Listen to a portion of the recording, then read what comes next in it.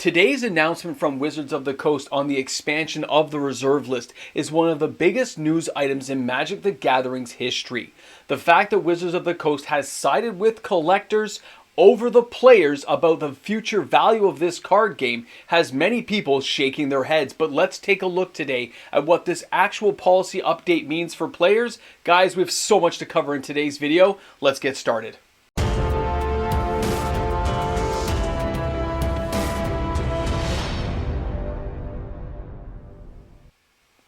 Wizards of the Coast has done the impossible. They have done something that nobody thought they would ever do in our lifetime, and that is an expansion of the reserve list for Magic the Gathering. Welcome back, everyone.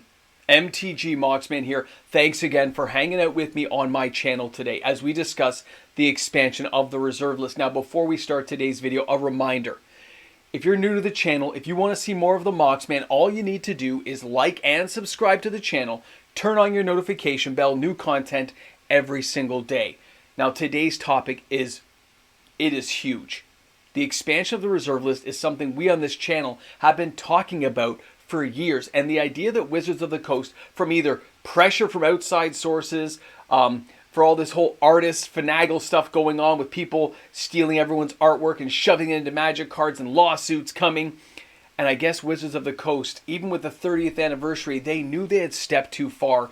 And I guess they are backtracking, trying to find the middle ground to have players accept the prices of new cards by somehow backing them up by saying some of these cards are going on the reserve list. They are going to have eternal value inside this game is maybe just what they needed to do to make it successful.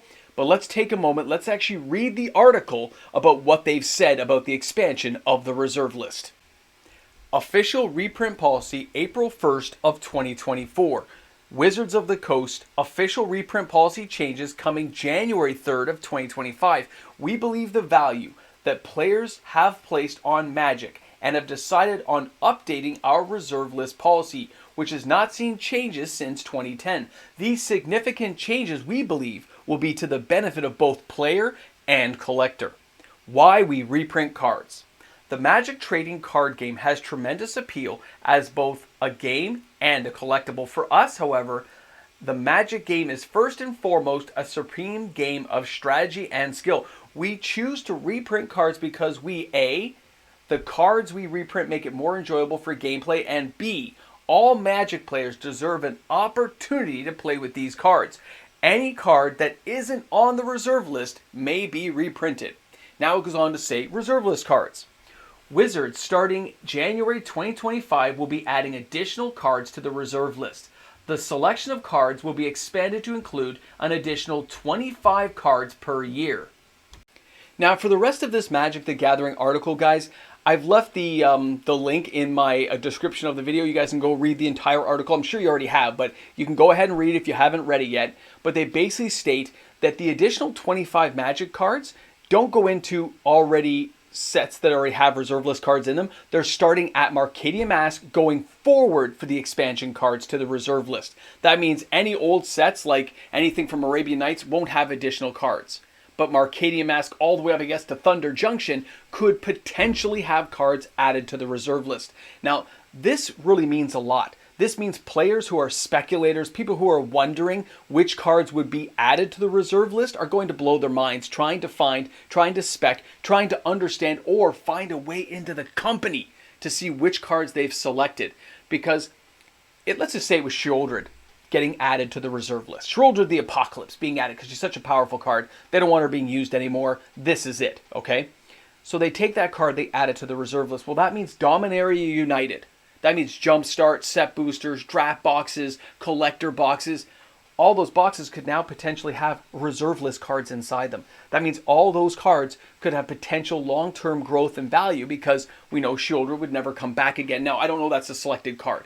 I'm using that as an example to state that any older cards, let's just say original Dominaria 2018, that only had that one type of box. But the newer boxes have multiple format boxes that could have these reserve list card additions inside them, which means you have players who could see growth in a multitude of areas, as well as collector investors who will be wanting these cards if they're good enough. Remember, old reserve list cards, for the most part, are junk.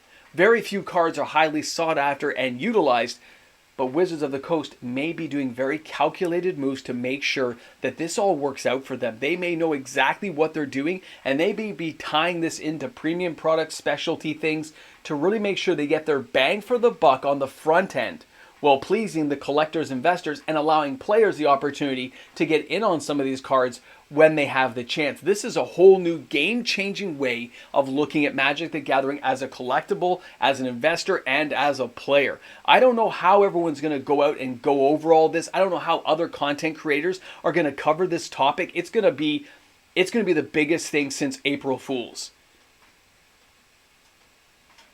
Happy April Fool's Day, guys. I hope you had fun with the video today.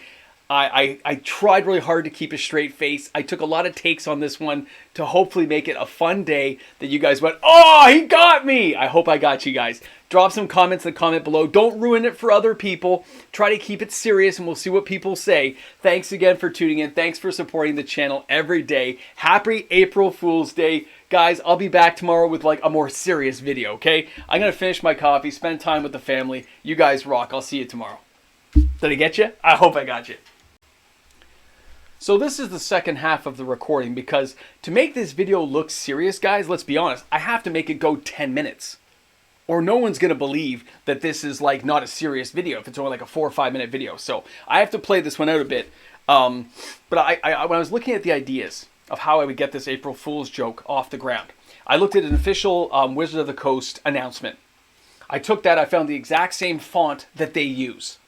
I looked at some friends who are lawyers and I got the language that they would use to add into the writing to make this as official looking as I could do it, except for the April 1st thing in the background there. See there? April 1st. So with the April 1st being there, I thought maybe that will get some people right away that they'll know this is not serious. But I put in the January 3rd, 2025, which would be a Friday. It's one of their announcement days, that maybe this would go off as, hey man. And then, of course, I'm going to put a thing in the link. If you guys haven't seen it already, I'm going to put a thing in the link. I'll even highlight it properly, but you won't be able to go to it or anything. And it'll have something like, you know, April Fool's kind of spelled out in the HTML thing. I think that's how I'm going to do it all. I haven't put it all together yet. I'm still doing the recording part. But I thought it was kind of a kicker. I thought it was kind of fun to think maybe, because I think the previous years for my April Fool's jokes, I've done the mocks in the background. You know, I did like the new mocks that Wizard of the Coast was putting out there. Imagine if they actually did a Mox Crystal. They could still do that. Just taps for, you know, 0 that taps for a colorless. They could still do that. I know I'm off topic. I know it's April Fool's, but we're just talking here. We're getting some time out of the way. You know what? I think what I'll do is I'll just move a chair over. Here we go. You can't even see me now because I'm sitting here at the bottom. You can see my head here. Let's bring this down. Let's see. You don't need to see that Timmy's coffee. Let's get the superhero coffee there. So, anyway, I hope you guys are having fun with your April Fool's jokes. I hope things are going over well. The idea of April Fool's, I think, is hilarious. I used to play jokes all the time as a kid. It's hard for me to keep a straight face, though, as you guys know. I get all caught up in the moment. So I was sitting there wondering, how can I make this one go off really well? And every time I did, I started laughing, or I said, that doesn't look believable. I don't look serious enough. Nobody's going to buy this. So I really had to try. I had to try to get you guys on side. This is what it takes sometimes to make sure that the plan comes to fruition. And right now we're at 6 minutes. We're at the 2 minutes and change. I still got to talk for another 2 minutes here. I don't want you guys to feel like you're missing out. Let's this is Monday. Okay? I've already done my live stream and stuff, but let's talk about something here. Guys, the expansion of the reserve list, if it happened for real, would be a monumentous occasion. There would be so many people cheering and so many people hating. It would just split like a party line, man.